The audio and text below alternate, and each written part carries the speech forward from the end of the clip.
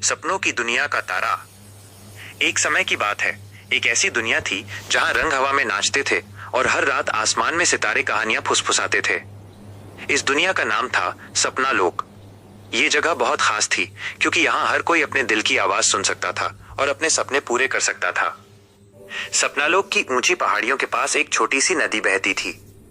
नदी के किनारे एक लड़की रहती थी जिसका नाम था कियारा। कियारा बहुत शांत और प्यारी थी।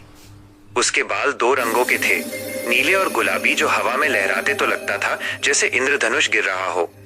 वो अक्सर अपनी आंखें बंद करके बैठती थी और अपने अंदर की शांति महसूस करती थी। कियारा के पास एक अनोखी शक्ति थी। वो सपनों और भावनाओं को रंगों के रूप में देख सकती थी। जब कोई खुश होता तो वो चमकीला सुनहरा रंग देखती थी और जब कोई दुखी होता तो गहरा नीला रंग। एक दिन जब कियारा नदी के किनारे बैठी थी, उसने देखा कि सपना लोक का रंग फीका पड़ रहा है। पहले जो रंग जीवंत और चटक थे, वे अब हल्के और उदास दिख रहे थे। उसे पता चला कि सपना लोक की असली शक्ति, जिसका नाम है प्रेरणा का तारा, बुझ रही है। ये तारा लोगों के अंदर की प्रेरणा, हिम्मत और आशा से चमकता था। कियारा ने तुरंत अपने 3 दोस्तों को बुलाया। पहला दोस्त था ज़ेन। ज़ेन एक शांत और विचारशील लड़का था जिसके काले बाल और गहरी आंखें थीं।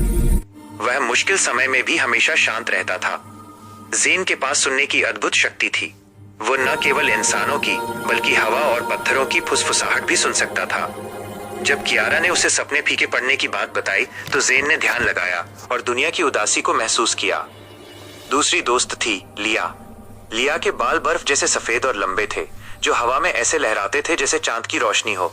वह अपनी सुंदरता और आत्मविश्वास के लिए जानी जाती थी। लिया की सबसे बड़ी शक्ति थी उसका आत्मविश्वास और उसकी तेज नजर। वो किसी भी चुनौती का सामना मुस्कुराहट के साथ करती थी और कभी हार नहीं मानती थी। तीसरा दोस्त था अकीरा। अकीरा के बाल गुलाबी और जामुनी रंग के थे। वो बहुत उत्साहित और जोशीली थी। अकीरा में साहस और निर्णय लेने की शक्ति थी। जब कोई रास्ता नहीं मिलता तो अकीरा हमेशा एक नया और साहसी रास्ता ढूंढ लेती थी। चारों दोस्तों ने मिलकर एक सफर पर निकलने का फैसला किया। उनका लक्ष्य था प्रेरणा का तारा को फिर से जलाना। कियारा ने बताया, हमें सबसे पहले आशा की घाटी तक जाना होगा। वहां एक प्राचीन साधु रहता है जो हमें तारा फिर से जलाने का मंत्र बता सकता है। सफर आसान नहीं था। उन्हें सबसे पहले शंका का जंगल पार करना था। इस जंगल में हर कदम पर संदेह और डर की फुसफुसाहट थी। ज़ेन ने सबको आगे बढ़ने को कहा। डर सिर्फ एक आवाज है, इसे सुनो मत। हमें सिर्फ उस पर ध्यान केंद्रित करना है जो हम करना चाहते हैं, उसने कहा। ज़ेन की शांत आवाज ने जंगल की फुसफुसाहट को दबा दिया और वे आगे बढ़ गए। इसके बाद वे आलस का दलदल पर पहुंचे। ये जगह इतनी आरामदायक थी कि जो भी यहाँ आता वो हमेशा के लिए सो जाता और अपने सपने भूल जाता। कियारा ने देखा कि लिया की आंखें बंद होने लगी हैं। लिया, उठो, हमें अपनी मंजिल याद रखनी है, कियारा ने कहा। लिया ने अपनी पूरी ताकत से खुद को जगाया। उसका आत्मविश्वास और लक्ष्य के प्रति दृढ़ता ने उसे दलदल से बाहर खींच लिया और वो बाकी सबको भी बाहर निकलने में मदद की। आखिरकार वे आशा की घाटी पहुंचे। वहां एक बूढ़े और समझदार साधु ने उन्हें बताया, प्रेरणा का तारा सिर्फ एक चीज से जलता है, असली खुशी। तुम्हें उस चीज को ढूंढना होगा जो तुम्हें सबसे ज्यादा खुशी देती है और उसे दूसरों के साथ बांटना होगा। दोस्तों ने एक दूसरे को देखा। ज़ेन ने कहा, मुझे खुशी मिलती है जब मैं शांति और सुकून से सुनता हूँ।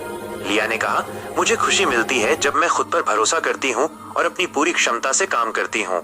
अकीरा ने कहा, मुझे खुशी मिलती है जब मैं चुनौती को जीतती हूँ। कियारा ने कहा, और मुझे खुशी मिलती है जब मैं दूसरों को उनके सपनों के रंग दिखाती हूँ। तारा फिर से जलने लगा क्योंकि वो 4 तरह की खुशियों से चमक रहा था। वे खुशी खुशी अपने घर लौटे। सपना लोक में रंग वापस आ गए और वे पहले से ज्यादा चमकीले थे। अब हर कोई जानता था कि असली प्रेरणा बाहर नहीं बल्कि अपने दिल के अंदर छिपी होती है। सीख बच्चों, इस कहानी से हमें ये सीख मिलती है कि आपके अंदर की शक्ति, आत्मविश्वास और खुशियां ही आपकी सबसे बड़ी प्रेरणा है। चाहे रास्ता कितना भी मुश्किल हो, अगर आप खुद पर विश्वास रखते हैं, हिम्मत नहीं हारते और अपने सपनों को याद रखते हैं, तो आप दुनिया के किसी भी तारे को फिर से रोशन कर सकते हैं।